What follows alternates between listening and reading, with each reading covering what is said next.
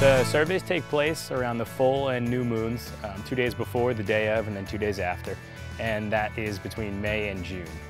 And so the volunteers will get there for the nighttime high tide. So sometimes that's really great and it's like 7:30. Sometimes it's 1 a.m. in the morning. And the volunteers will head down to one side of the beach. And then they use this sort of leapfrog method, and they'll count as many crabs in a quadrat as there are, and then they'll skip over, and then they'll put the quadrat back down, and they'll count crabs in that quadrat. They do that 100 times. So the horseshoe crab is important both ecologically and economically. Ecologically, the eggs from the horseshoe crab are a food source for numerous shorebird species, including some endangered like the red knot. For fish species that we catch, striped bass, summer flounder, the eggs are a critical food source as well.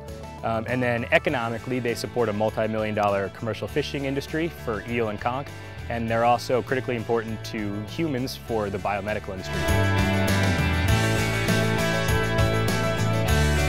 U.S. Fish and Wildlife provides us little white tags that we drill into the shell, the carapace of the horseshoe crab.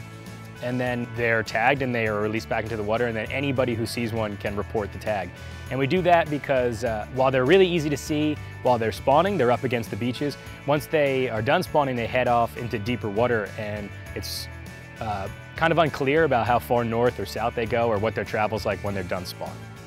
What we've learned is that the spawning densities in the inland bays can actually match those of the Delaware Bay, and the Delaware Bay is often thought of as like the epicenter of horseshoe crab activity.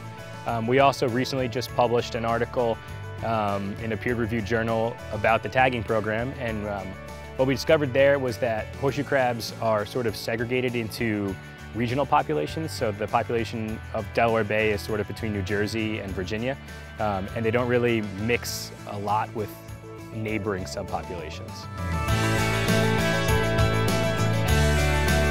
The horseshoe crab is like an iconic species for Delaware. I think people just associate Delaware with a horseshoe crab, and so they come out and they want to learn, like, what is this animal that's roaming the beach where I just bought my house on?